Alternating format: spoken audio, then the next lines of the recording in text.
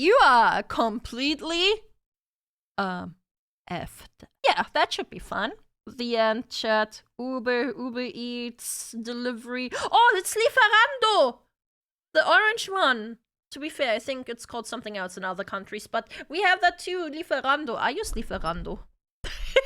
If your job feels meaningless, you're not alone. Millions of people right now are spending their entire day doing meaningless work. But recently, Just Eats? Oh, I guess it's that. Oh, sorry, let me restart. if your job feels meaningless, you're not alone. Millions of people right now are spending their entire day doing meaningless work. But recently, this paradigm has actually shifted. The 9 to 5 is dying out, and the Thankfully, humans are not made to work a 9 to 5. And that's been proven. They've also not been made to work a 5-day week. essential way our society functions has begun to change. Decades ago, stories like American Beauty and Fight Club spoke to millions when they showed bureaucratic office jobs as the meaningless prisons they really are. But even the author of Fight Club didn't know how much worse it was. Chat, I know you're supposed to never talk about Fight Club, but I haven't even watched Fight Club. I've never seen it. Am I still your Oshi? Gonna get. So let's find out why most 9 to 5 jobs are useless, why they're dying out, and what the grim future of work will really look like in the coming years. You see, lots of people think their jobs are meaningless. In one of the more recent surveys on the topic, 33% of people asked think their job makes no meaningful contribution to society. Some industries is much worse. For Chat, I know some of you don't have a job, YouTube as well. If you do have a job, do you feel like you're doing a meaningful contribution to society? Like, even me as a streamer, I don't know if I should feel like I'm doing a meaningful contribution to society. I don't feel like I do. How can construction be meaningless? I mean, you are literally constructing, creating, right? Like, construction work is definitely, like, meaningful. No, but that was my aim for a job. I am for middle class from the very beginning. That's fair. Because I take care of doggy. Aww. I enabled the redistribution of money from dumb animals. I work at a betting place. Well done. What is meaningful contribution? I guess that depends on everyone themselves, right? Like, meaningful to yourself in a way that you help others. I guess that's... You gotta decide that for yourself. I'll tell you when I reach professional film director. I don't think entertainment is meaningless. I mean... Okay, Chit, let me ask you this. Do you feel like I am contributing something meaningful to society? And, like, be completely honest. Like, no hard feelings. Like, objectively. Like, am I doing something meaningful? Am I helping anyone? I don't know. You provide me with useful white noise at work. I feel like that's the minimum. Yeah, I take that. You give me a fun person to watch. Do war crimes and cartoonish evil plots count? Sure. Very meaningful. You're keeping us sane after our 9 to 5. You're creating entertainment. I mean, there are like 6 other streamers on my feed, but I choose to watch you. Aww. You do make me happy, so it does help. Not really? Alright. Being objective, no. Giving my own thoughts? Yes, absolutely. Interesting. Yes, entertainment improves moral. Moral is important. You help me to not go crazy. You're meaningful because I like you. Oh my god. Alright, let's continue. Actually, let me read this one and then we continue. I used to work making a difference. When I worked in the army, I did paperwork, helping soldiers in poor regions of my country, getting the equipment they needed that my government didn't provide for them, including water pumps, equipment for medical stations, and food during pandemic. Damn, wow, that's great.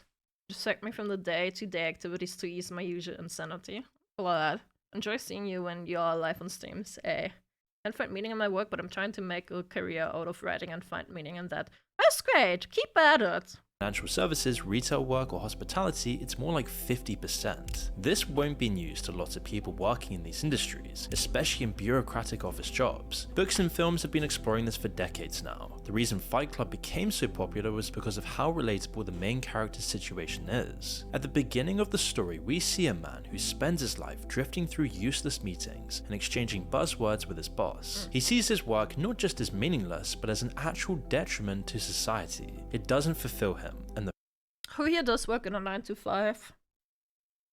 I used to work a 9 to 5. I used like different 9 to 5s, mainly call center 9 to 5s. And those, although I was helping people, for example, that did have like accidents with their cars and stuff, I didn't really feel like I was making a difference, personally.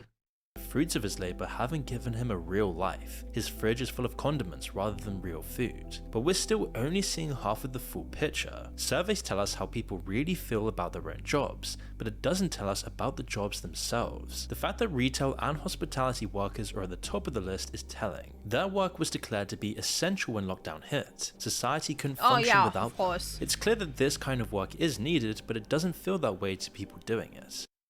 Yeah, because nowadays you can just order stuff. You don't need to go into a store to buy things. I rarely go outside anymore. Like, if I need something, I usually do order it.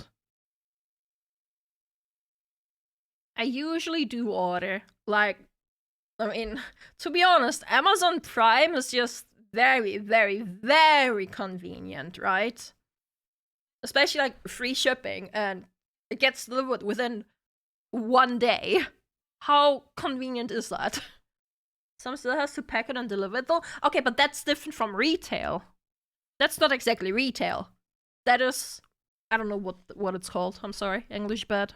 It implies that how society treats the people working these jobs is what makes them disillusioned. The fact that their work is actually essential doesn't factor in. But for other sectors like financial services, we're not talking about essential work. As we'll find out, their feelings aren't based on how society doesn't reward their work. Instead, they're based on the fact that their work is meaningless to society itself. And it leads us to a crossroads. Work can be meaningless in two different ways. It can feel meaningless to the person doing the job, or it can be objectively meaningless to society itself. While the survey tells us a lot about the first way, it doesn't tell us anything about the second. Society is still only beginning to confront this. The idea that a large proportion of Are there any jobs you would consider completely meaningless, like that the world could go without? I know some might say art, but I think art is important too.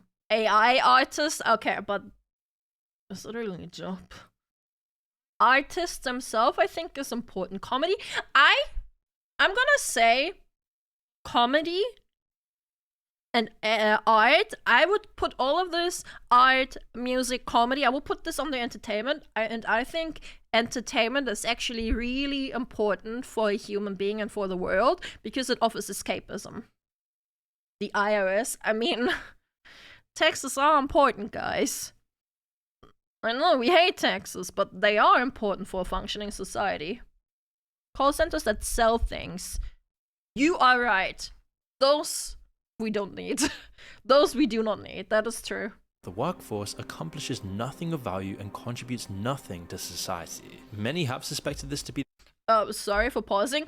Call centers in general, I'll tell you something. Some call centers are important, because I worked at a call center for the ADAC, which for the British people, it's like the same thing as the AA, not anonymous, whatever it was, anonymous alcoholics. It's a street car service thingy. What is it called? Oh god, my English sucks today. ADAC. What is the ADAC? The AAA? Not the AAA, it's the AA, it's the AA. The ADAC, American Auto Association. Oh, I guess that's the same thing then, yeah. Like, it's, you take calls to organize help for people that had accidents or road incidents. Those call centers are important. accomplishes nothing of value and contributes nothing to society. Many have suspected this to be the case for years. If we continue in the way we've run our economy for the last 40 years, it will Casinos? True. We don't need those. be disastrous. So when we talk about the future of work, we're kind of talking about the future of the whole system. That's right. I mean, you cannot have a prosperous economy without prosperous workers. But no attempt was made to fully explore it until David Graeber released a book on the subject in 2018. Based on an earlier viral essay, he Yes, makes jobs. the case that a massive proportion of jobs, only half by his estimation, are actually meaningless in that they contribute nothing to society. Half of them? He says half of them. That's interesting. According to him, there's a simple test to see if you have one of those jobs. If you stop showing up to work tomorrow, would the world care? Would any part of it be impacted in any way? Okay, but I don't think that's a fair comparison. Because you would, because as one person, obviously, like, your impact is, like, minimal. But there's still an impact. Like, what you'd have to ask is if your entire branch would stop being active. If the world would suffer from that. Outside of your similarly useless colleagues noticing your absence. David then further breaks these kinds of jobs down into 5 different categories. First, you've got the flunkies. Their only job is to make other jobs seem more important. Tasks that could be automated by machines invented decades ago are kept around because it looks or feels better if a human does it. Like a doorman or receptionist whose only job is to tell people when other people have arrived at the office. I mean, yeah, it does feel better to be greeted by a human because humans are social creatures and we feel more welcomed and more at home if there actually is a smiling human being. The next are the goons. According to David, their only real purpose is to Wait, that's a goons. Did that say goons? Gooning? people have arrived at the office. The next are the goons. According to David, their only real purpose is to engage in costly battles with other goons hired by other companies. The legal world is full of them. Some lawyers only have one job: to waste the time and money of their competitors by filing frivolous, meaningless lawsuits. Ideally, for any CEO employing them, they'll waste more of your competitors' money than your own. Disney is especially notorious for their armies of legal goons, who busy themselves suing nurseries that put a picture of Mickey Mouse on the wall. Okay, yeah, I agree. That's nothing good. Like, that's comparison that comes to mind. Have you guys heard about Nintendo suing a guy that had I believe it was a restaurant open across the Nintendo headquarters that was called Super Mario or something? And he won, actually. Great. I'm so happy for him that he won. Like, Nintendo can be really bad in that regard. It's like really bad. Like, bro, chill. They sued parents for putting Spider-Man on their child's gravestone. Oh my god, that's awful. Almost halfway now. The third category are the duct tapers, who fix problems that shouldn't exist in the first place. Lots of people have had a job like this, where their whole workday could be eliminated if something was fixed somewhere else in the company. Some service jobs fall into this category. Imagine you're the CEO of a company that's been making defective umbrellas. People have been complaining a lot, and you could fix the production issue, or you could just hire more people to man the customer service hotline. So yeah, that's faulty within itself. That's pretty dumb. Stickers are the next category. People whose job it is to confirm the fact that other people are doing their job. They'll create whole systems whose only purpose is to log what other workers are doing. I think that could be important, like, depending on the job, right? Because there's a lot of humans that cannot be trusted, just to be fair. Like, if this is like the same as like quality insurance, like if this is on the same level as quality insurance, I think that's important. But if it's not like quality insurance, if it's literally like someone just watching over your shoulder, then yeah, like what? Moving things which were already clear to everyone. And lastly, you've got the taskmasters, who assign meaningless work to other people. These are the managers who oversee other jobs, but only create problems rather than solving them. Taskmasters, okay.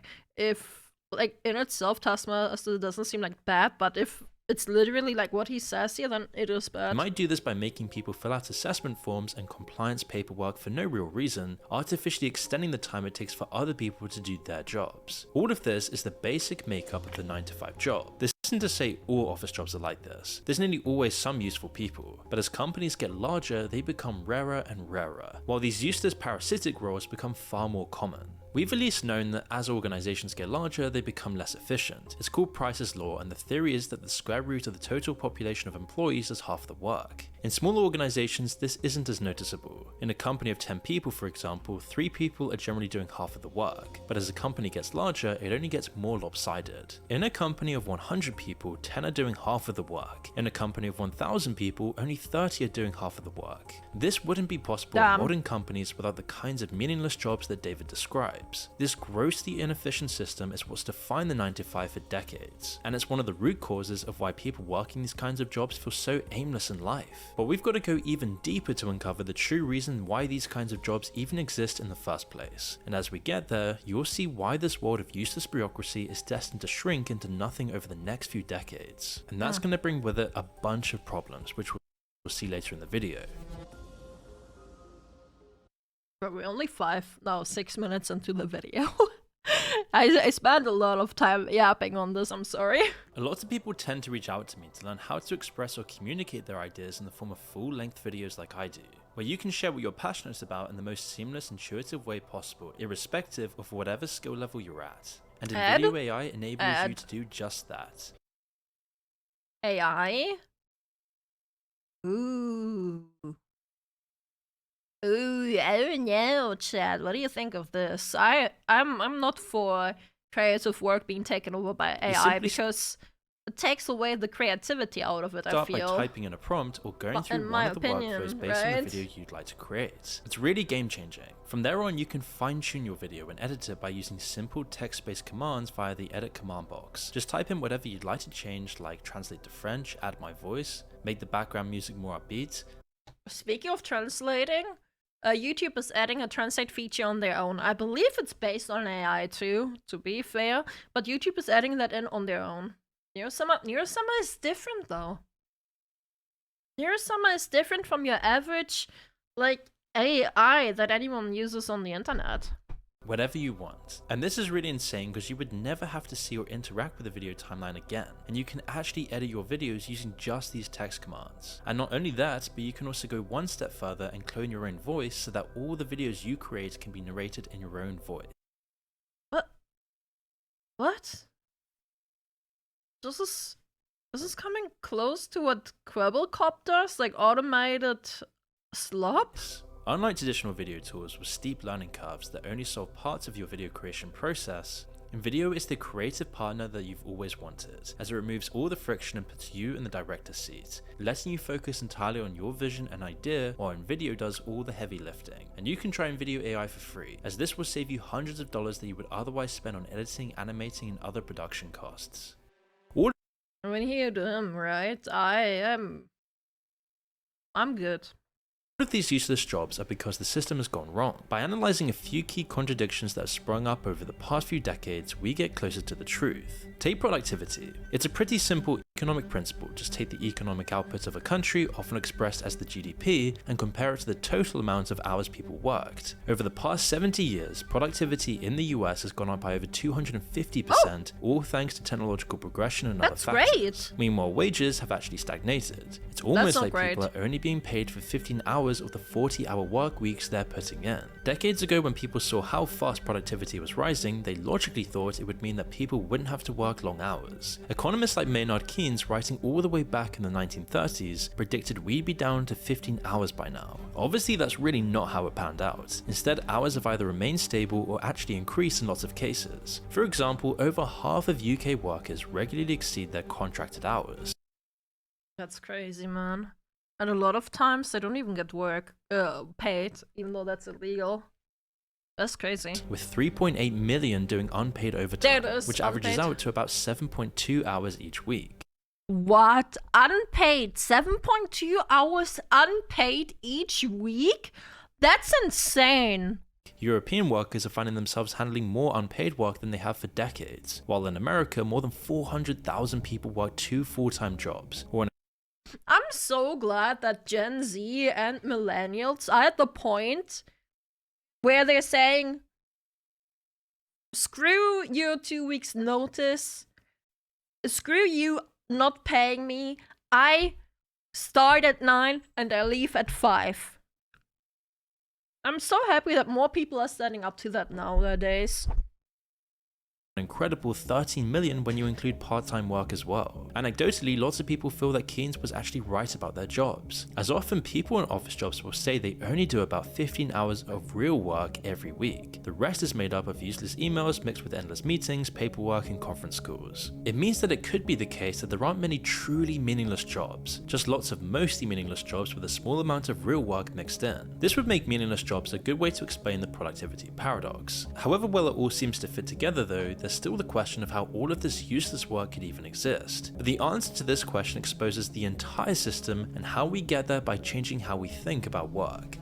So far, we've been talking in purely economical terms, but the modern 9-to-5 and the modern world of work clearly doesn't make sense economically. But it does make sense politically though. Before the rise of meaningless jobs and meaningless work, there was a pretty clear deal between companies and their employees. The company would offer stable, meaningful work in exchange for a good salary. The employee got enough to build their own life, start their own family, and their work usually gave them a place in the community as well. Meanwhile, the company got a loyal, hard-working employee. In the wake of the Second World War and massive political instability, it was a necessary deal for them to make with the people. As the 20th century went on though, this deal between employees and companies fell apart. Fast forward to the 90s and Fight Club gives us a pretty good picture of how it had changed. Meaningless jobs had fully come in, and now there was no social contract anymore. Before, when jobs still had meaning, they required specialized skills that took years to learn. With meaningless office jobs, one drone is the I mean, I don't know about Fight Club as I haven't seen it, but remember, not Invincible, sorry, the Incredibles, like the start of the Incredibles, where Mr. Incredible was working his 9-to-5 job. You remember how miserable he was? That was pretty accurate, man. That was a pretty accurate portrayal of it. Like freaking corpo. same as another, so companies no longer had any incentive to stay loyal when it came to most of their jobs. Lots of people no longer made enough money to build a family or create meaning outside. Yeah, because loyalty at work doesn't pay. Because it literally does not pay. You get nothing out of it. You literally get nothing out of it. You're just being abused. Of their career, and the higher paying jobs that could support a family were often those meaningless middle class jobs. The hours for these kinds of jobs also went up over time, while community slowly dies out in society. People were left with no meaning in their work and no meaning outside of their work either, other than blind consumerism. And that's the trap that millions of men fell into, and the trap that the main character finds himself at the beginning of Fight Club. At this point in time, the only thing that the 9-to-5 still really offered was a stable income. There was still a sense of safety for people working these kinds of jobs, even if it was a mental prison, at least they fed you every day. But today, you can't even be sure of the stability anymore. This was the last thing that kept the 9-to-5 going, but it's on its way out. Workers don't feel like a 9-to-5 job is... Don't feel like a 9-to-5 job is a safe bet anymore. I mean, yeah, because it doesn't pay you enough anymore. Because you're not treated right. Because you are seen as a replaceable number and not like an actual human being. That's why people are fed up. The only thing left that's even recognizable about work today is that it keeps people busy, and that's the only thing most jobs have to accomplish now. This is the true reason why most likely your job is completely pointless. Artificial, meaningless work only exists to keep people occupied and focused on their own survival. While the old system worked fine, it's far more profitable to run the world this way instead. I don't fully agree with this. It's sad. It really depends on the job and on the extent of the job, but I think, again, I don't think you should look at it as a scale of like one person, but on as if the entire job, like if the entire branch can just like be taken away. Because, you know, ants, right? And ants colonies. Like one ant doesn't achieve a lot, but the entire ant colony, like, oh damn, they can lift a shit ton. Gradually over the course of decades, CEOs turned up the pressure a little more on their employees. Prices went up ever so slightly more each month, while wages remained static. The hours still needed to be worked, even though there wasn't enough to do, so meaningless work and meaningless jobs came into the picture. As the turmoil of the 20th century was forgotten, it became accepted that people didn't need real incentives to keep showing up to work. The carrot wasn't necessary anymore, only the stick. If you don't work, then you'll eventually starve, so you've got no choice. I mean, yeah, literally. Like, humans do have to work. Like, I think it's BS too. Like, no one asked to be born, right? Like, we were all just born into this world, and to survive, we have to get food somehow. And usually the way to get food is to work. Unless you, of course, have your own farmland and whatever, but that's like really rare nowadays, right? And if you don't have any money, people won't respect you if you don't have the right products. Now, there was never really a global conspiracy for this to happen. It just makes sense as a collection of millions of individual decisions. Companies saw their competitors squeeze their employees harder and get away with it, so they did the same.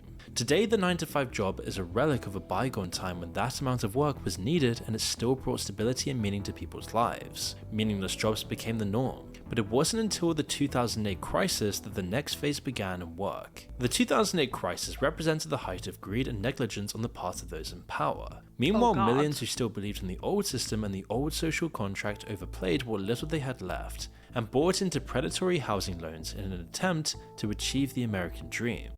Lovely. I'd say the problem lies with incompetence and leadership and people not taking accountability. Seen it so much and it pisses me off. Yeah, no, I agree with you. I really agree with you there. When the bubble burst, it left regular people poorer than ever, vulnerable to exploitation. 2008 was a tumultuous year for the economy. The housing market collapse created one financial crisis after another, and it often seemed as if the news could only get worse. The world still hasn't recovered from this. Things like zero-hour contracts became common. Deals which offered no stability whatsoever to employees, and at the same time, new technology opened the door to a new kind of working system. Although, as we'll find out, it's horrifyingly similar to what you'd find in the least advanced places in the world. It's the new gig economy, and it represents the final nail in the coffin for the 9-to-5 job. Gig economy. Heavily on temporary and part-time positions filled by independent contractors and freelancers rather than full-time permanent employees. Gig workers have flexibility and independence, but little or no job security. In a gig economy, employers save money when they do not have to provide benefits such as health coverage and paid vacation time. Is he talking in this case about things like Uber and like Just Eats? Because from what I've known, from what I've read up a little bit about, at least in Germany here, right? If you do have a job with Just Eats, you do get benefits like healthcare and shit. Like, from what I've read up about it. I don't remember about vacation time. You get bonuses depending on how many deliveries you have too. You choose your own stuff, which I don't think is that bad of a deal. First, we went from needing 1 adult working per family to 2. Now, that isn't even enough. As we've seen from the 13 million people working the equivalent of 2 It's a US only issue? That's fair. Full-time jobs, for people in low-paying jobs, the 9-to-5 died a long time ago. It's all got a simple explanation. Wages have stagnated while the cost of living has risen. People just can't get by without picking up extra work, creating a population of people desperate for anything to see them through the month. Fast download speeds from cellular networks, combined with features of mobile phones, also enabled the development of a new kind of company. Uber is the classic example because they got there first. Traditional taxi Uber is... On one hand, it's genius what Uber did, but it's also scummy, you know? But you gotta respect it. Like, we've talked about this, where Uber offered their services dirt cheap at a loss for like, what, 5 years? And then, when everyone else was kicked out, they started raising their prices. Like, it's so genius, but it's also so scummy. Companies have a lot of different responsibilities to their drivers. They often provide the vehicles they're licensed with the government to do business, and sometimes all the taxi driver has to do is just drive the taxi. The company then takes the rest of the responsibility. Uber created a different kind of system where all they really do is connect customers with drivers. They don't provide the vehicles, the training, or really anything other than a way for people to monetize driving. People already have their own They're cars. just the middleman siphoning money out of an economic system that already existed, while transforming it in the process. This model eliminates meaningless work, because it does away with paying people for their time to begin with. Even zero-hour contracts pay people for the time they expend. Uber and other companies like it only pay for the actual work people do. As such, it's an incredibly profitable system for the people who operate it once they get large enough to take control of the market. There it is. There it is. Amazon did the same thing to rise to the top. Oh, alright. Makes sense, I guess. I'd really recommend the book Super Pumped, talking about Uber and its founder. Place was crazy, and the techniques they did were kind of scummy. It hit cab companies pretty hard too. It did. It did really hard. Here too, like here in Germany too, right? Like, first of all, cab companies already like getting a cab is already expensive here. And now with Uber being so cheap, barely anyone uses taxis anymore here.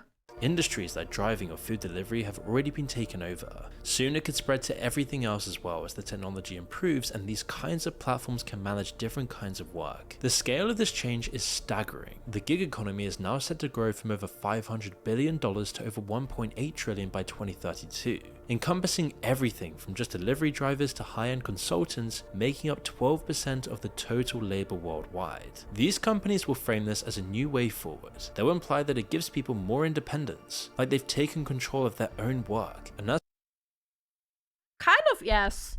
But I don't know. There could be downsides to which I'm not educated enough to see them right away.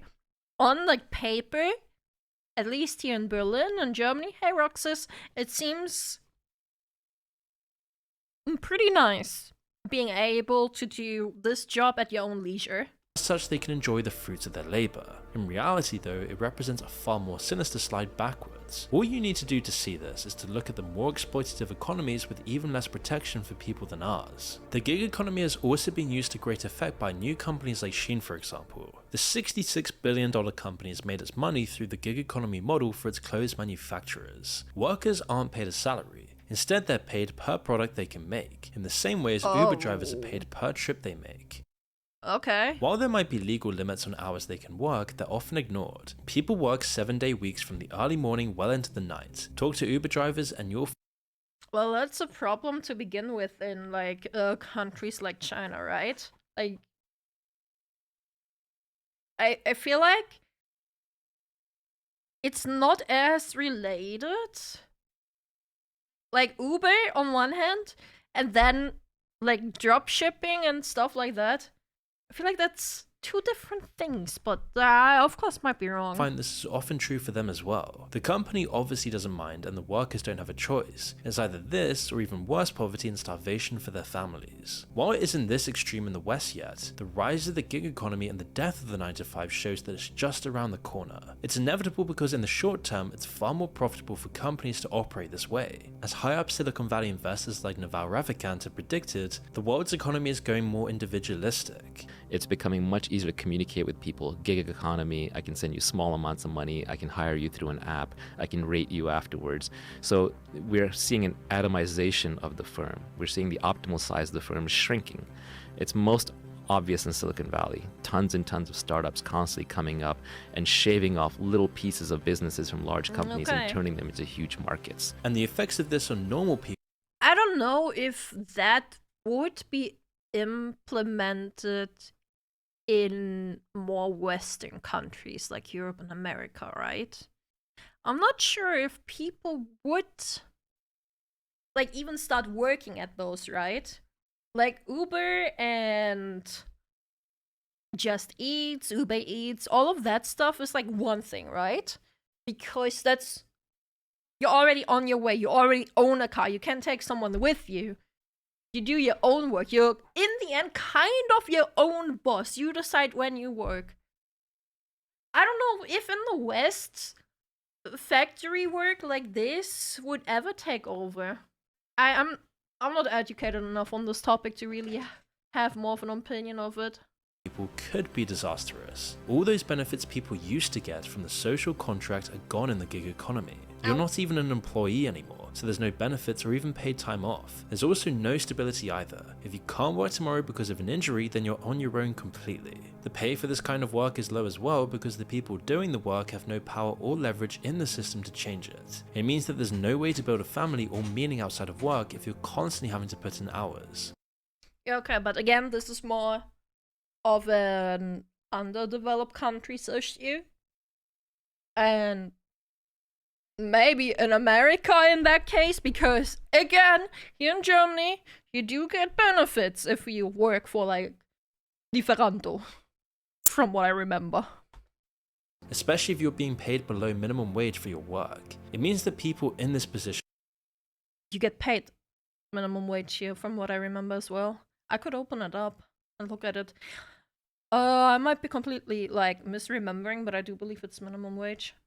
no longer have any real stake in the system at all. It creates apathy, resentment, and anger, the same things we're seeing all over culture today. All while the elites make even more money, creating even more inequality, frantically driving a need for more materialism and status symbols in society to separate yourself from the masses. The only good news, if you can call it that, is that the system will end up being completely unsustainable. Those in power have been delaying this collapse for years, but that can only work for so long. The further it goes, the more people realize that there is no way out and no way to build a life in a system like this. Eventually, young people with nothing to gain by playing the game will just flip the table. While this might change things, it's not really a good result either. Without the lie of the system, what's left except for anarchy? While it might be cathartic to see it all coming tumbling down, it's rarely gone well afterwards historically. Pretty soon people are going to be missing the days when the meaninglessness of your job was the only thing you ever had to worry about. At least the main character from Fight Club had enough to own his own apartment and his own collection of meaningless IKEA fun. I mean, back then, people were able to afford it. Now it's all expensive. Unions in America are a joke. USA unions are supposed to help with workers' rights, and they're not busy taking money, then sitting around doing nothing. Great. God. Furniture. The alternative we're seeing today with the death of the 9 to 5 is just as meaningless when it doesn't give you anything in return at all. Like, on one hand, I do agree that 9 to 5s are, like, overdue and should be things to the past. Things of the past, but not for everyone to just have independent work. Like, change the hours, less work hours, less work days, in that kind of sense, you know. Communism in the Soviet Union of States of America. So if you ever see people in the USA complain about unions, it's not because they hate unions and what they're supposed to, it's because the unions in the USA are money siphons with little to no modern day benefits. Well, that's just great, isn't it? That's just great. The only way to absolutely get rid of the 9 to 5 and get better hours is to demolish the consumer mindset. Yeah, and the consumer mindset is never gonna be demolished because people love to consume. They consume media, they consume entertainment, they consume food. They consume anything. Yo! Thanks for the Gamer Subs purchase. Well, I think that's about it. Small Gamer Subs plug at the end. Use code Kitsunero for well, at the moment, 21% off. Lasts 1 week till from the 21st to the 28th, I believe. Thank you. Communism doesn't work either. It never has, never will. Communism is a sweet lie that will kill you. I know because I'm Estonian. I don't know, man. I've got no idea on it. I agree. Consumer mindset is toxic. I don't just want to, but stuff for the sake of it. I wanted to be able to improve myself. Honestly, doing a 12-hour shift only 3 days a week is a lot better than doing 8 hours 5 days a week. Ooh, 12-hour shifts are hard, but 3 days a week definitely feels better, yeah. Either way, I think that's gonna be it. Thanks for watching, YouTube. Good video, definitely raises some important questions and some important points. I enjoyed it.